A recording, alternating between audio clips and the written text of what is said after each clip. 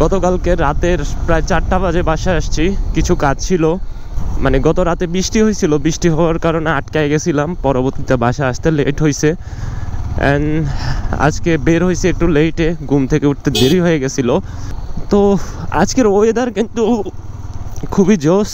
গতকালকে রাতে বৃষ্টি হয়েছে, সকালে বৃষ্টি হয়েছে, অ্যান্ড বৃষ্টি হওয়ার পরে এখন রোদ উঠছে, বাট ওয়েদারটা অনেক ঠান্ডা, ভাল লাগতেছে।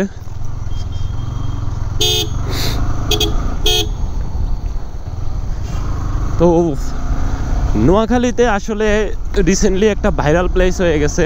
এটা হচ্ছে এই যে সামনে এই বাসাটার যেই,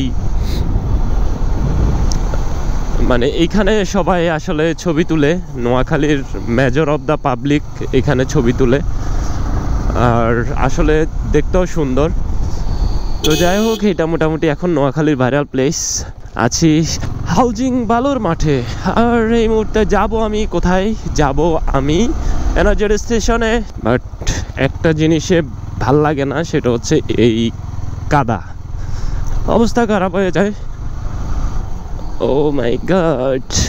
তো আমি লাস্ট একটা ব্লগে বলেছিলাম আমি রেগুলার মোটো ব্লগ করব। আসলে আপনারা যেভাবে সাপোর্ট দিচ্ছিলেন, যেভাবে ভালোবাসা দিয়েছেন, আমি চিন্তা করেছি এখন থেকে আমি আমার ডেইলি লাইফ আপনাদের সাথে শেয়ার করব গাইস। ডেইলি লাইফ মানে আপনারা আমাকে অ্যাকচুয়ালি যেভাবে সাপোর্ট দিচ্ছেন, এটা আমার জন্য অনেক বড় পাওয়া। তো এই জন্যে আমি চিন্তা করলাম এখন থেকে কোথায় যাই, কি করি, সবই আপনাদের সাথে শেয়ার করব কিছু কিছু মুহূর্ত। যাই হোক, অবশ্য আমার যাওয়ার বেশি দূর নাই। আমার শুক্রবার ছাড়া আমি আসলে তেমন কোথাও যাই না। আমি আমার বিজনেসেই টাইম দেই, আর হয়তো ট্যুরে গেলে সেটার ব্যাপারটা সম্পূর্ণ ডিফারেন্ট। নোয়াখালীতে মানে ঢাকা চট্টগ্রামের মতো নোয়াখালীতে অটোগুলা অফ করে দেওয়া উচিত। যেভাবে ওরা আসলে শুরু করছে, এগুলা মানা যায় না।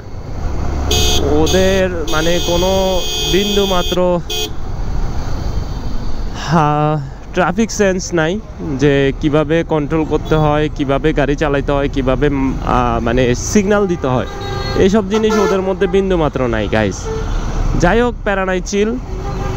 আকাশের রং আজকে নীল নাই, কালো হয়ে গেছে, আবারও মনে হয় বৃষ্টি আসবে। এই ফুলগুলা কিন্তু অলরেডি দেওয়া শুরু হয়ে গেছে এবং দেখতে অনেক ভালো লাগতেছে। হয়তো আরও 1-2 বছর, মানে 1 বছর পরে এই গাছগুলো যখন আরও বড় হয়ে যাবে, তখন গাইস ব্যাপারগুলা মানে দেখতে অস্থির লাগবে। মানে আমরা হাইওয়ে রোডে যখন যাই, দেখি এরকম ফুলের সমারোহ গাছগুলা মাঝখানে। তো এখন আমাদের নোয়াখালীরগুলোও মোটামুটি বড় হয়ে এখন দেখতে ভাল লাগতেছে, আর সুন আরও ভাল লাগবে। যাই হোক, আর আমি কথা বলতে বলতে চলে আসছি আমার প্রতিষ্ঠানের সামনে।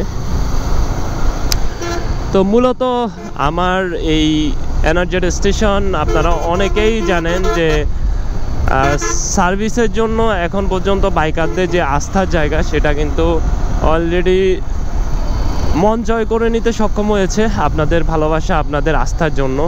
তো আমরাও চেষ্টা করতেছি আমাদের জায়গা থেকে আরও বেটার কিছু করার জন্য। আলহামদুলিল্লাহ, আমার এনার্জি স্টেশনে চলে আসছি, আর বাইকের কাজ চলতেছে এখানে।